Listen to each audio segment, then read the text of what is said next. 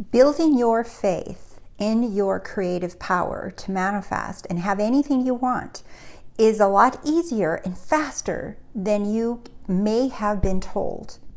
I want to share with you a couple of different examples, a success story from a client, and also something that Neville Goddard shares and some scripture to back up what I'm about to say.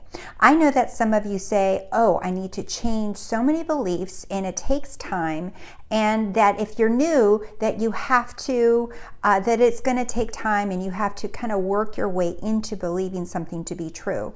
Well, I want to share with you, even in one of Neville Goddard's lectures, on how he addresses that very topic about when you're new, what it is that you do. He talks about it in a very practical way, and I want to share this with you as well. So stick with me. You're going to love this video.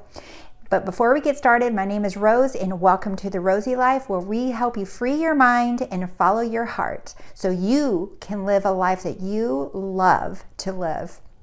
If you're interested in working one-on-one with me, or you would like to join and be a part of the Rosey Life course and community where we dive deeper into these topics with live Q&A every single week, you can go to RoseyLife.com and find all the information there.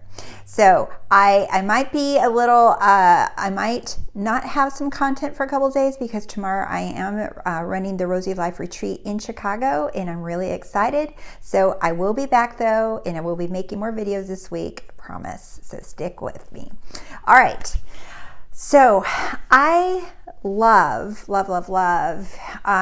referencing Neville Goddard and then listening to his speak, and then I love reading the Bible scriptures that he quotes, and then those are the kind of rabbit holes that I love to go down now. Before, they would be the rabbit holes of fear, anxiety, and watching other people talk or reading success stories, those kind of things. And now I just, and this is said in many from different teachers, right? That we're all born with this desire, this quench of this thirst to know who we are. And nothing else will satisfy it. No money, no house, no person, nothing will satisfy this desire, because it is all coming back to union to who we are, being who we are at the core, and that is what we seek, and that is what we long for, and that is why many of you are watching this channel and these videos and this information, because everyone knows, is remembering and awakening to who you are, which is the I am. So it's amazing and exciting, and I love sharing this information, and I love sharing what I learn and what I know, what I experience, and what my clients experience. So for many of you who question about faith and belief, I know that these topics or these words are brought up quite a bit. That you must have faith, you must believe, and then people say, "Well, I want to believe. How do I believe more?" And I want to have faith. Well, how do I have faith more? Right? So I want to walk you through a process that in one of Neville's lectures he talks about in trusting in imagination, and that everything is possible. And he specifically addresses this question of, like, what do you do? Well, first of all, he says that it is a natural process. It's a natural, inevitable process that you will awaken. And the way that it happens is going to happen naturally. So this is what he says. And the scripture that I want to first refer to is this. Wise board. We have believed and have come to know that you are the Holy One of God. That's John 6:9. So I love this because this scripture tells you exactly how to go to the knowing, because many people say, well, it's not feeling is a secret. And I made this video like 2 or 3 years ago where I said, it's not that Neville's saying feeling is a secret, that you have to feel like you're rich or feel that you're in love or feel those things, right? Those are great, but that's not the feeling. The feeling is the knowing. And I bookmarked that on my channel because I remembered I made that video like 3 years ago. But it's more about feeling that he refers to is knowing. It's that conviction. It's just, right, that it's yours, that it's done, right? And that is a conviction that you can get behind based off of knowing who you are, the I am. It's not, if you are basing your feeling about emotion or feelings like love and rich and buying stuff and those are all nice, okay? But those come and go. The conviction of knowing who you are, the I am, the infinite, the great, that is what you can sink your teeth and put your 2 feet in and say, I am unmoved because I know who I am. Do you see the difference? It's so wonderful, right? I got the goosebumps. I got the power goosebumps. Okay, so going back to this scripture, it literally tells you what we're supposed to, how it works. The secret. There is no secret. It tells you we have believed. So, and they're saying here first, we have believed. That was the first step. Okay, we believed and have come to know. So first, they're saying that they believed. That was the first step. And because they believed, they have come to know.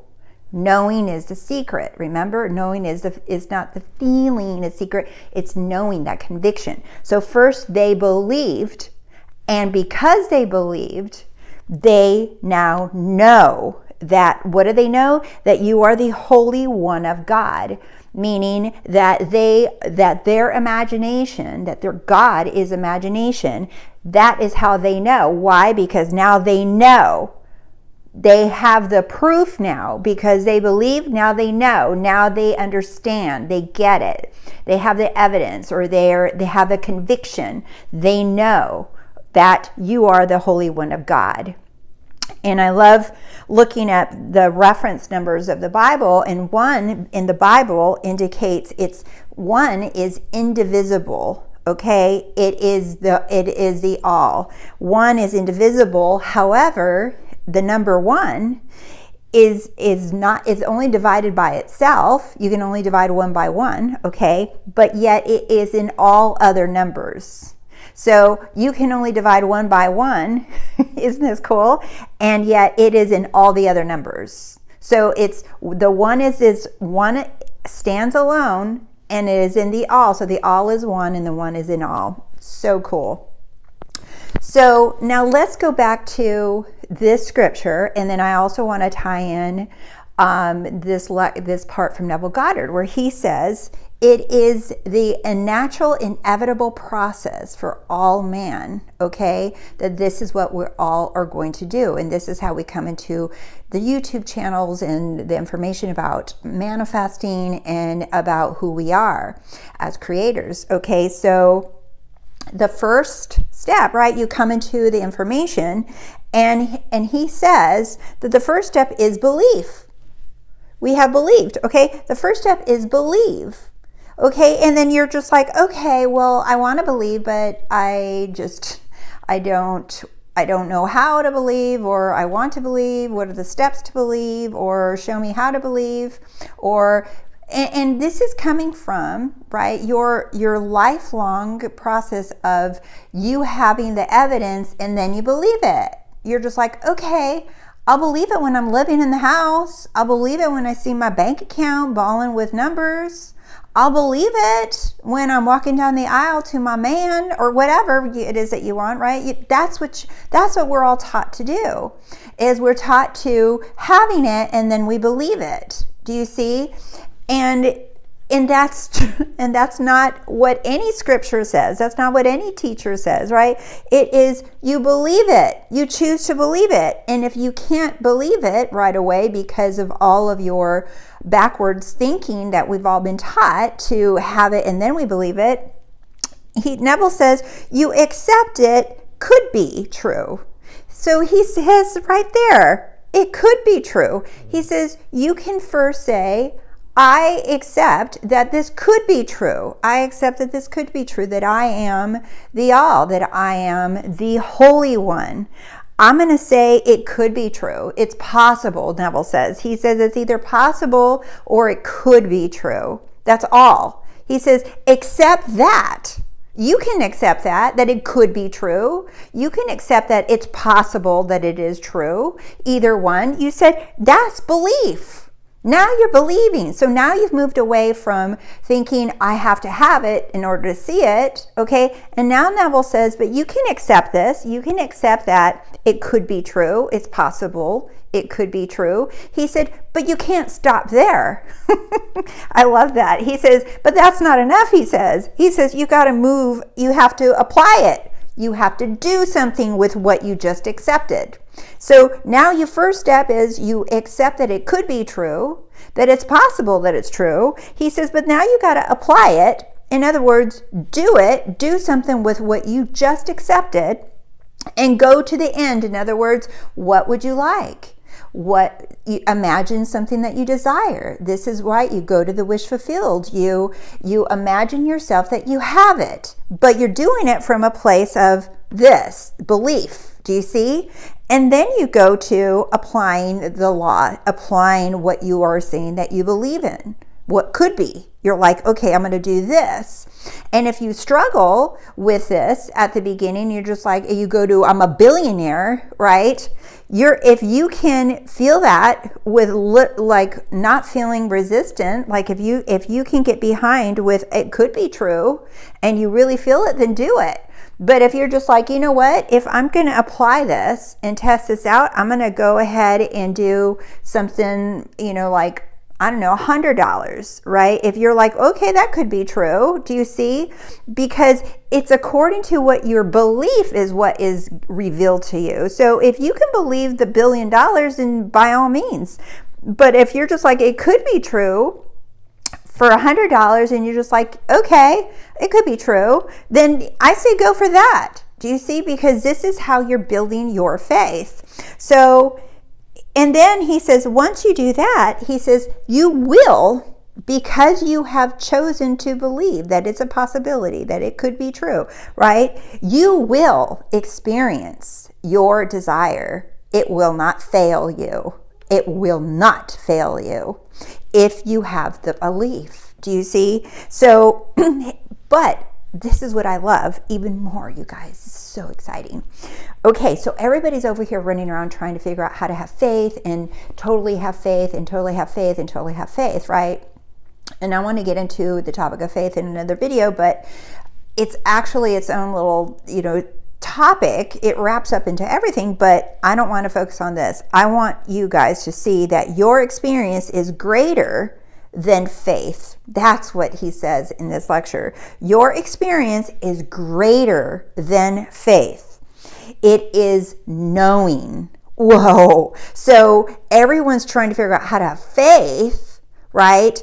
But the knowing is literally what manifests everything. The knowing, the conviction, that is what pushes everything out.